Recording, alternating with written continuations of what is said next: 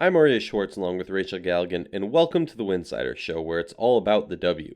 There was one rookie in the WNBA Finals. There's one rookie who won a ring this year, and we are honored to welcome to the show that rookie, Dana Evans.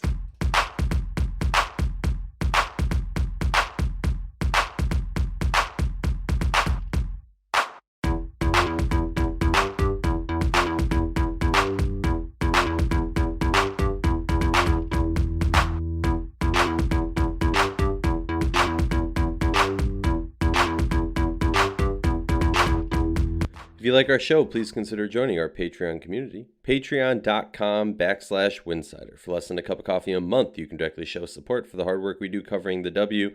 And don't forget to see our amazing staff's written content over at winsidr.com.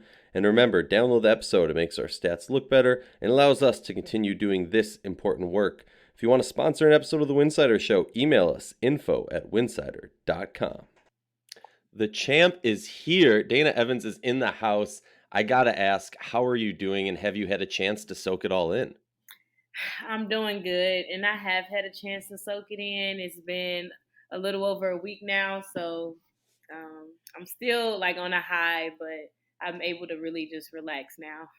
That's amazing. I'm so happy to hear it. And so for our listeners, if you've been living under a rock and you aren't aware of this, uh, Dana, you got some hardware, right? And you have an amazing story. ACC freshman team, ACC six woman, ACC player of the year 2 times, drafted 13th by Dallas, then traded over to Chicago mid-season. And honestly, maybe the coolest part that I don't think was getting enough attention, I looked at Google Maps and you won a ring about a 45-minute drive from your hometown.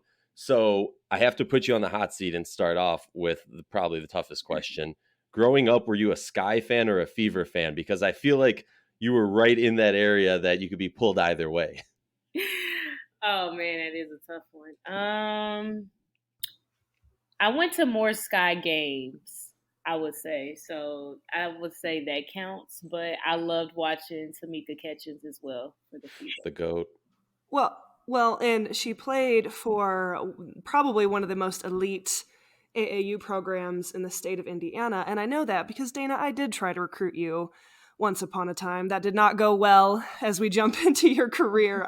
Oh my gosh, Dana was like the one. You went to watch her. She was playing at every top circuit with like the top team, Indy Gym Rats. Like everybody was there. I've loved watching you play, Dana, for so long. But I do want to kind of talk about your story a little bit. We'll get into kind of your career at Louisville, but why don't we take it back to the very beginning, your days up in Gary, Indiana? Like how did you fall in love with this game, and how did this whole thing start for you? Well, thank you first. And I would say it started from just being around the game for so many years and just watching my brothers play. My dad played. My mom played as well, but I was able to watch my dad play. I would go to the games, and I was young, and he would be like, you literally just sit and watch the whole game. Like even at your brother's game, you know how kids usually run around and play with things, but Right. like no, I like sat and watched the game. So that's something that stood out and followed with him. And then I tried out for a team for the Banneker Bobcats. I was a fourth grader. Yep, that was my first time ever even picking up a basketball. I went to try out. I seen it on the door and I just went for it. And I told my dad that I made the team, and he honestly didn't even believe me because he's like, "You never even like practice nothing." So fast forward, now I'm in this position that I am today, just off of hard work, dedication, and just keeping God first. Oh, I love that. That makes me so happy to hear that. And you go on to play at Louisville. And we were just talking about Louisville before. I have followed Louisville women's basketball for many, many years. Jeff Wallace is a really good friend of my former college coach and mentor. So I'm super close with the Louisville program. And my God, like, obviously, I want to ask you, what made you even want to go there? Because you were so highly recruited. But then we'll talk about just kind of your evolution through that time and how that prepared you to where you are now. I mean, anyone like Aria was saying, if you live under a rock, Louisville has become a perennial powerhouse just in women's college basketball. You talk about even back to Angel McCautry, all the way to Asia Durr. Dana Evans, you even had Heinz Allen. I mean, it's just one of the best programs in the country. So what was it about Louisville that really kind of just kind of made you gravitate to Coach Walls? I would say first him being honest with me from the jump of him recruiting me. I had a bad experience, and that a coach wasn't honest with me, and it kind of hurt my feelings. But Jeff was pretty honest with me about everything, what was going on, and everything. So when I went down for the visit, I fell in love with the school, the staff, the players, just like the culture there. I felt it was a winning program, and he was getting players to the next level, which is something that I dreamed about. He was taking players to another level. I would say, Yeah. pushing them past what they felt that they could do. So me and my dad would just talk about like the roster that they had there. They had AC there before me and Asia at the guards that I would play with. And also, like you said, Heinz Allen, like we had a really, really good team. We had almost, I would say, like 7 pros on the team for my freshman year that took us to the Final Four. Pretty much just I would say trusting my gut is what took me there because I knew he was not an easy coach, but he got me better. He got me to the next level, which is something that I always talk to him about. So, Yeah, yeah. And I speak for so many people who've just absolutely adored your collegiate career, which leads us into kind of where you're at now. You have had a hell of a year from up until draft night, which we can talk kind of about that, I'm sure, disappointment that kind of went into then spending half the season with one team, then ended up back with the Chicago Sky. Let's start with draft night. I, for one, for the record, had you going much higher. I think that, I don't put a lot of stock in mock drafts. I think that it's kind of silly and it's kind of like rankings, sometimes I think that some of that stuff, just kind of media feeds off one another and they just kind of copy one another. But how was that night for you in particular? I mean, I think there were a lot of people that could have envisioned you going a lot earlier and you ended up going a little bit later. How did you take that night? so I do want to say that I'm blessed that I was even picked because it's a ton of girls out here that are extremely talented and deserve to be in the WNBA. But so I'm blessed for the opportunity. But also I was a little disappointed because I felt like you said that I should have went higher and things should have went better. But God God had a plan that He Hmm. wanted me to go there, so that's how it went. But my career at Dallas has helped me as well. My little time there has helped me as a player too. Meeting a lot of different WNBA players. I'll never forget that program because that's where I started first, and that's who drafted me, Greg Bibb. Yeah. So then getting traded to Chicago, that was big for me too. Yeah. Well, and it's like you said, like so many people envision how they think something is going to go, and it ends up being a little bit different. But you know what? We end up exactly where we are supposed to be. And I cannot imagine what it must have been like for you to not only end up back, basically home. I mean, this is very much a homecoming for you, just right across the border of Indiana and Illinois. And to end up back with the Chicago Sky with this roster, the opportunity. We'll get into kind of playing with some of these veterans, but being kind of that undersized guard at times that some people think, oh, maybe she's fallen down the draft board a little bit because of her size. I personally think that that's a little bit crazy because I mean, look at some of the best guards in this league. Hmm. But how do you feel about that in particular? I mean, one, going back to Chicago, and we'll get into the championship part. Obviously, that's the huge elephant in the room. But just the undersized guard aspect of this, you're kind of carrying on a legacy of, hey, size really doesn't matter. Hmm. Well, I would say it's really not about that. It's about what you can do and how you can produce. What can you bring to a team? What's your qualities? It's more than just your size. I mean, that can play a little factor. Obviously, I won't be guarding a post player. I won't be able to switch on a post player, but I mean, that's fine. I'll just have to get better at getting over screens so I don't have to switch, to not force a switch. So I think it's ways to cover up for your height or whatever that case may be. So I kind of don't really even listen to that, I use that as motivation just to continue to get better Of when people course. say that. So I mean, you can forget those people and just look to Crystal Dangerfield winning Rookie of the Year just exactly. a year ago. But so let's get into this, right? 6 games into the regular season, I believe the Dallas Wings trade you to Chicago, and your minutes double. Unsurprisingly, basically every single one of your stats doubles, if not better. Now, I don't want to sit here and try and start stuff. This isn't about the T and anything like that, but you go from a super young team with a new coach to a vet team that's poised for a deep playoff run who has the 2018 Coach of the Year. And I'm curious if you could just reflect on your experience in Dallas and what that transition was like to Chicago, because specifically in the W, we don't see a lot of midseason trades.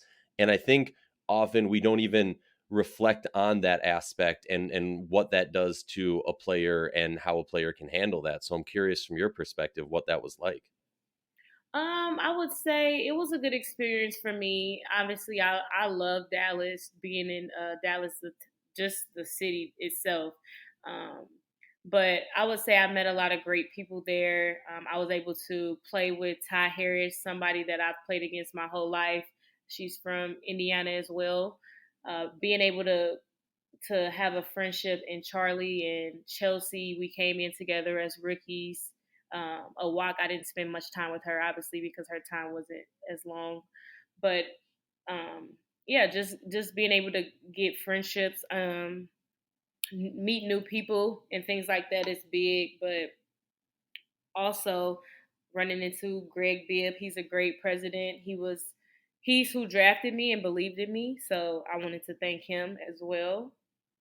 But yeah, I would say my time there was good. I got better. I learned things. I talked to Mariah Jefferson a lot, which is somebody that I watched play for years at Sure. UConn when they weren't even losing a game. So yeah, pretty much that's how it worked. And what I really want to know, you got a chance to really study closely to who someone who's going to end up going down as one of the best point guards in the history of basketball, and Courtney Vandersloot. Um, what was that dynamic like? What was that opportunity like? Being able to go toe to toe with her, go head to head with her, study the game with her, and just kind of, be a student of the game, playing alongside Courtney Vandersloot. How was that for you? It was great for me, especially my first year, understanding how much different things are playing in this league compared to college. Um, we are two different players, but it is things that I can steal from her game to make me a better player. Sure. And I've been learning a lot of things from her, like how she gets over screens, how she leads people to the basket, how she knows when to pass who and where the ball. Uh, Things like that is just really good to learn from a point guard like her. She's obviously one of the best point guards in this league.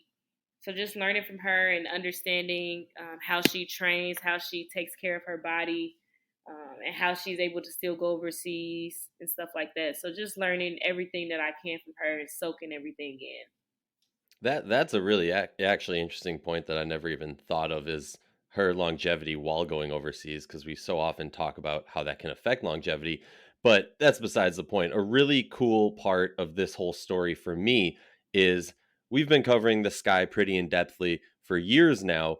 And yes, the Chicago Sky needed a Candace Parker veteran leadership, and it's gotten all the headlines and all the attention.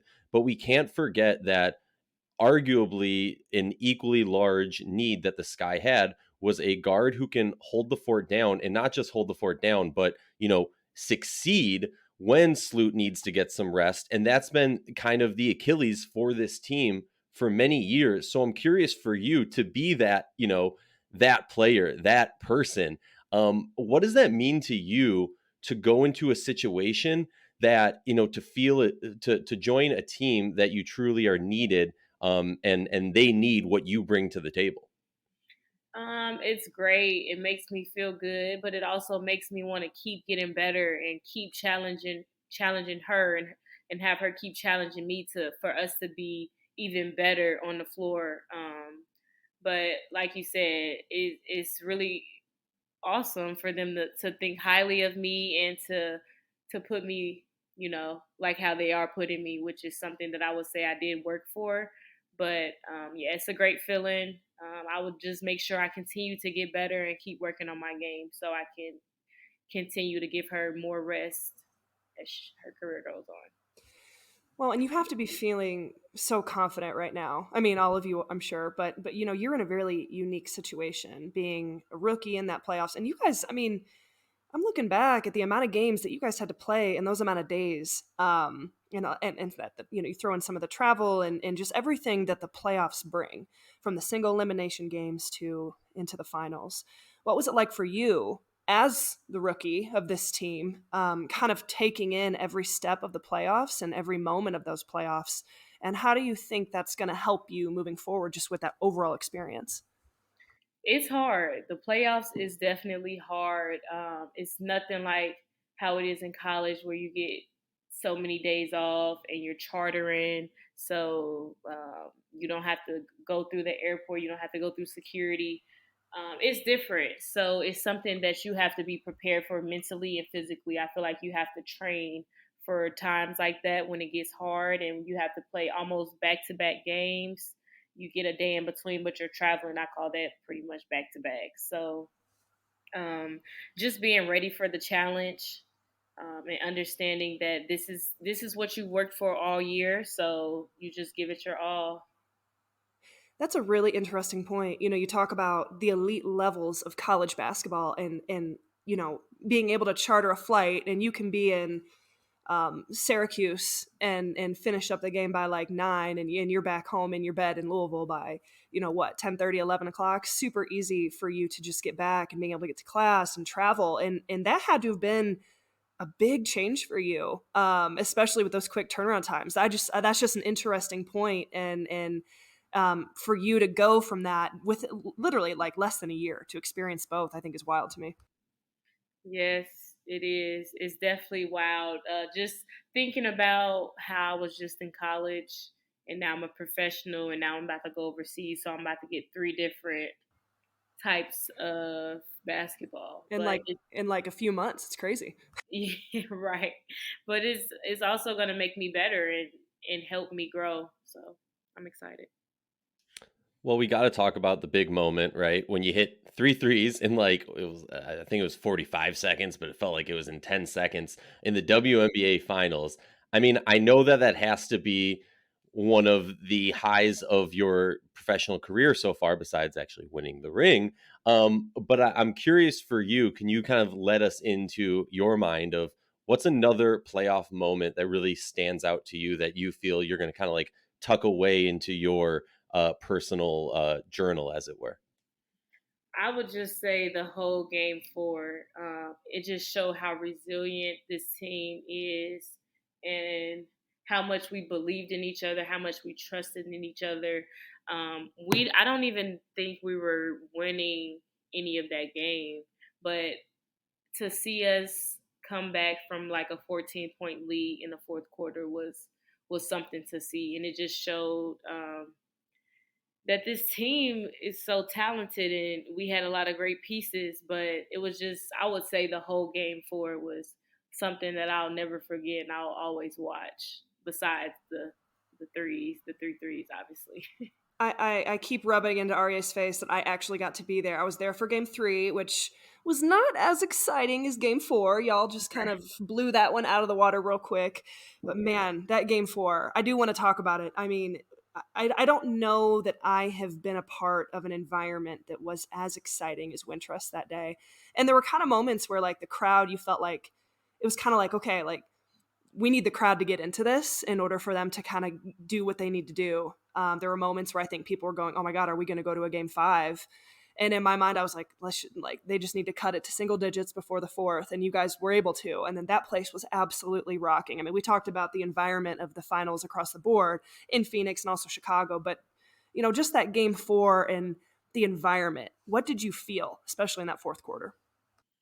I just felt how intense the game was. I felt just all of our competitive spirits just coming out, um, just us being together, just how we were all just tuned in. We were focused. Like we weren't going to be denied. That's just how I looked at that game four. And I think we took that approach to going into that fourth quarter. We just weren't going to be denied. We said that we were fighting for our lives. So that game was basically single elimination for us. That's how Right. we viewed it.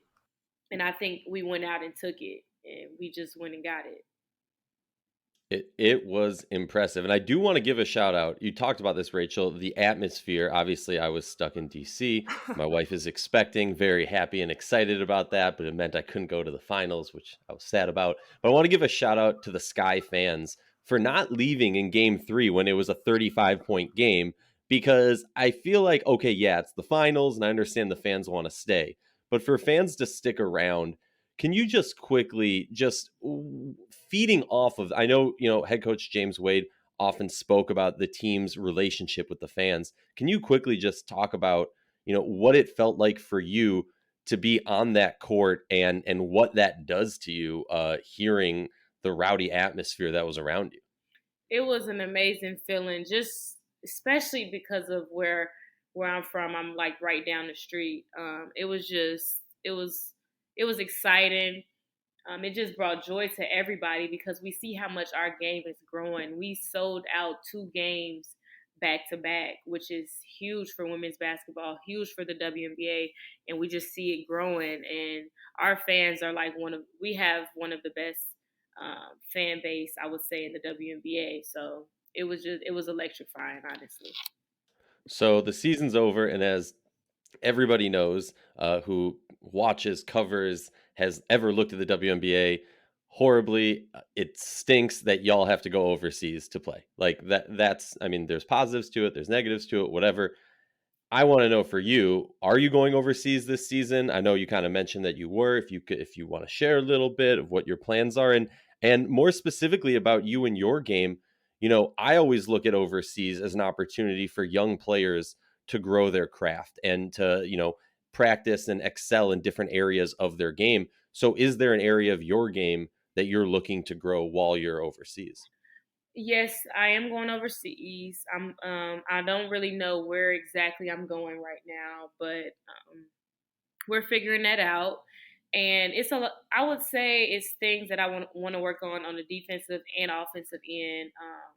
Just being more of a ball hawk, getting more in passing lanes, reading the defense a little better.